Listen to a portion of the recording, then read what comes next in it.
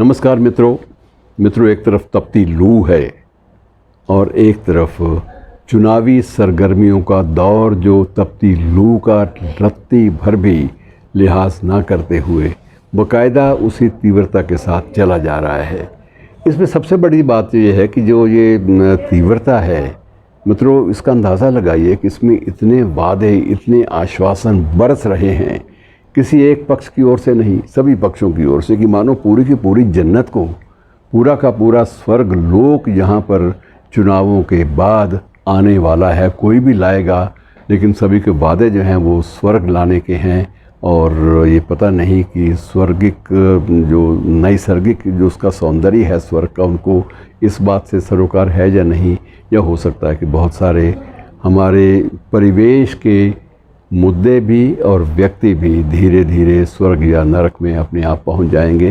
बहरहाल वादों की भरमार है, और वादों की भरमार में कोई ये बताने को तैयार नहीं कि जो वादा वो आज कर रहा है, यदि वो ये वादा कर रहा है कि वो 10 लाख नौकरियां नहीं दे देगा, या कोई व्यक्ति ये वादा कर रहा है कि उसका अगर शासन आया तो वो राशन को दोगुना कर देगा और पेंशनें डबल हो जाएंगी, और जहाँ जहाँ पेंशनें नहीं मिल रही वहाँ पेंशनों की बहाली हो जाएगी, लेकिन कोई ये बताने को तैयार नहीं है कि वो कहाँ से होगी। क्या ये कोई सोना बरसेगा आकाश से, या क्या होगा, या धन वर्षा होगी उसके बाद। ये पौराणिक जो आख्यान हैं कि धन वर्षा होने लगी, सुख वर्षा होने लगी, ये चीज़ें अब नहीं होती। अब व्यवहारिक दुनिया है, इसमें हर चीज़ का एक तार्किक आधार वो मांगा जाता है। वक्त मांगता है कि महाराज तार्किक आधार तो दीजिए, लेकिन वही है कि निराश होता है वो व्यक्ति जो पिछले कई दशकों से, पिछले लंबे अरसे से, पिछले 3-4 दशकों से, 5 दशकों से, कभी गरीबी हटाओ के नाम पर और कभी ऐसे अनेक स्वर्ग धरती पर उतारने के वादों के साथ वो हमेशा निराश हुआ है, बार बार हताश हुआ है। कितने वादे वो कहाँ गए। और इन वादों के मित्रों चक्कर में सैमुअल ब्रेख्त की याद आती है।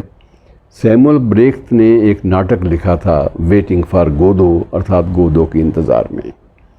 नाटक तो बहुत लंबा चौड़ा है, और नाटक का मुख्य रूप से संक्षेप ये है कि उसमें गोदो तो कहीं नहीं है। गोदो प्रतीक है, लेकिन उन्होंने गोदो को एक व्यक्ति का रूप देकर ये माना है कि गोदो आएगा और हमारे सारे दुख जो हैं वो बिल्कुल समाप्त हो जाएंगे, उड़ जाएंगे। और ब्रेख्त के उस नाटक का ज़्यादा जिक्र ना करते हुए, ज़्यादा कथानक में ना जाते हुए, मैं फिर से एक प्रख्यात, इस परिवेश के प्रख्यात कवि कुमार विकल की एक कविता, उसका उल्लेख आपके सामने करना चाहूँगा। एक तो थोड़ा सा बदलाव हो जाएगा। ये चुनावी गहमा गहमी और ये लू के थपेड़े और चुनावी वादों के थपेड़े, ये तो एक लंबा सिलसिला है, चलेगा। और उस कविता की थोड़ी सी पंक्तियां मैं आपके सामने ज़रूर आपसे बांटना चाहूँगा। कविता है गोदो के इंतज़ार में, और उसमें गोदो, दो व्यक्ति, दो पात्र हैं जो मंच पर बैठे हुए बात कर रहे हैं, और वो हताश हैं, निराश हो चुके हैं कि गोदो तुम कभी नहीं आते, कि गोदो तुम कभी नहीं आते, हम सभी जानते हैं। गोदो तुम कभी नहीं आते, हम सभी जानते हैं, तुम कभी नहीं आओगे, फिर भी हम सब तुम्हारी प्रतीक्षा में रहते हैं। सुनते हैं तुम भेड़ों के मालिक हो, दूर चारागाहों में रहते हो, और तुम्हारी श्वेत धवल दाढ़ी बहुत अच्छी लगती है। तुम कब आओगे, तुम कब आओगे। बेकारों को रोज़गार, भूखों को रोटी, कैदियों की छुट्टी, बच्चों को चॉकलेट, और कॉफ़ी हाउस में बैठे हुए लोगों के बिल दे जाओगे।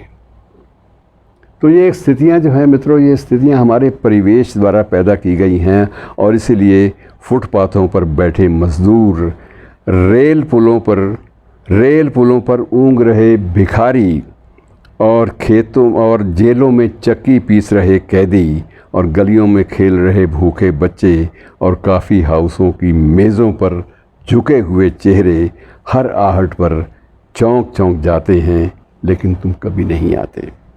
हम सभी जानते हैं तुम कभी नहीं आओगे, फिर भी हम तुम्हारी प्रतीक्षा में रहते हैं, क्योंकि तुम हर रोज़ हमें कल आने का संदेश भेजते रहते हो। शुक्रिया।